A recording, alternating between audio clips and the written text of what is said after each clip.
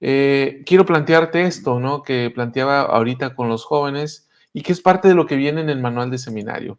Lo pongo ahora en pantalla. Dice en la parte superior, siempre y cuando efectúes más acciones rectas que pecados durante la vida, es seguro que volverás a vivir con nuestro Padre Celestial para siempre.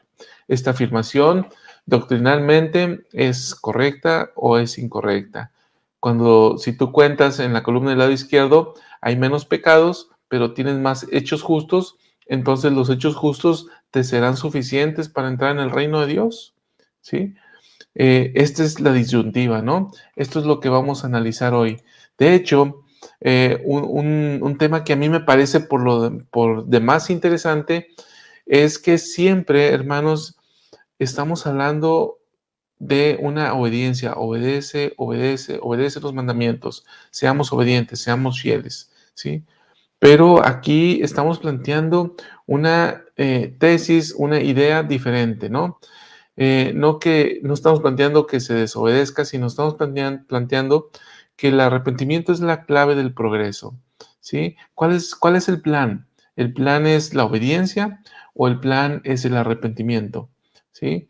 ¿Qué es lo que el Padre desea? Y seguramente tú estás pensando ahora y vas a decir, pues las dos cosas. Bueno, esa es la salida fácil, responder las dos cosas. Pero realmente, ¿cuál es el plan de Dios? ¿Sí? Eh, Vamos a ver, en el principio, el Padre, desde que nos presentó el plan, lo primero que pidió fue un Salvador, dice, ¿y a quién debo de enviar? ¿No? Este es el plan, nos lo explicó, y entonces es cuando viene Satanás y trata de cambiar el plan inicial del Padre, y cuando el Hijo, Jesucristo, dice, he aquí, envíame a mí, ¿sí? ¿Por qué era necesario un Salvador desde el principio? Eso nos pone de entrada, nos pone a reflexionar en cuál es la clave del progreso. Ahora, ¿cómo vamos a sentar las bases de esto, no? Que es precisamente mediante el estudio del Antiguo Testamento.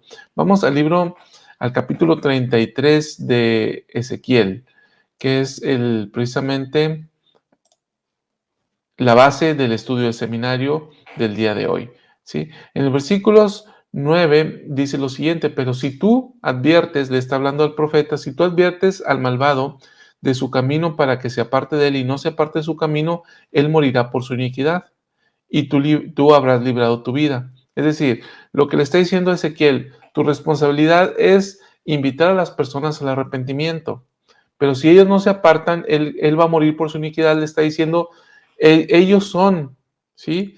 Nosotros, nosotros somos los responsables y no aquel que nos llama al arrepentimiento, porque ya es en nosotros la responsabilidad de obedecer o no, de seguir al profeta o no, de arrepentirnos o no. Bien, entonces continúa diciendo esta escritura que estamos analizando. Dice en el versículo 10.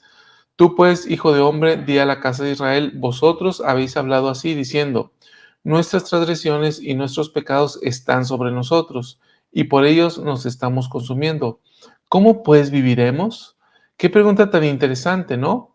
Si ya están en sus pecados, si ya sienten que sus pecados los están consumiendo, la pregunta que formula aquí aquel que ha pecado es, ¿cómo voy a vivir? Es decir, en otras palabras, lo que está diciendo es, ¿cómo voy a progresar y llegar hasta la presencia del Padre si yo ya he pecado? ¿Sí? ¿Cómo voy a alcanzar la vida eterna y la exaltación si he pecado? ¿Cómo pues voy a vivir? Bien, ¿qué plantea aquí el profeta Jeremías? Dice lo siguiente, eh, versículo 11 dice, diles, vivo yo, dice Jehová el Señor, que no me complazco en la muerte del malvado. Vean qué afirmación tan categórica. El Señor se complace en que el pecador, perdón, el malvado, reciba su castigo. Él se complace en que las personas reciban lo que les corresponde, o sea, reciban castigo por haber cometido un pecado o que sufran las consecuencias del pecado. ¿Se complace el Señor realmente en eso? El Señor no se complace, dice esta escritura que estamos analizando, en que el malvado muera en sus pecados. no se complace en que reciba un castigo o una gloria inferior que la que Él ha preparado para todos sus hijos, ¿sí? Que es lo mejor que Él ha preparado para todos sus hijos, sino en qué se complace. Vamos, esta escritura lo que está planteando, eh, sino en qué me complazco, sino en que se vuelva el malvado de su camino y viva. En eso se complace el Señor, en que el malvado se vuelva de su camino y viva. Volveos, volveos de vuestros males, de vuestros malos caminos. ¿Por qué habéis de morir, oh casa de Israel? ¿Sí? ¿Por qué habremos de perecer en nuestros pecados? ¿Por qué habremos de quedarnos en nuestros pecados? ¿Sí? Cuando viene aquí la expresión o la palabra vuelve, ¿sí? Esto me lleva a esta primera acotación, porque la escritura que estamos analizando dice, sino que se vuelve el malvado de su camino. ¿Qué significa que el malvado se vuelva de su camino? Significa que se arrepienta. Miren, el elder D.G. Rollon enseñó lo siguiente: la palabra arrepentirse conlleva darse cuenta después e implica cambiar.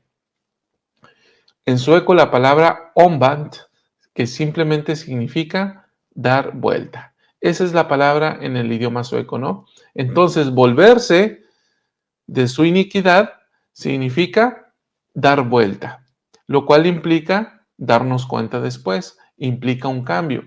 Darnos cuenta después de qué, ¿sí? Después de que hemos violado la ley. Aquí está la ley que se presenta. Yo violo la ley, me doy cuenta después de que la violé, entonces me vuelvo atrás, me regreso, reparo y comienzo, ¿sí? Eso es lo que está diciendo el elder D.G. Rondon en esta declaración que él hizo.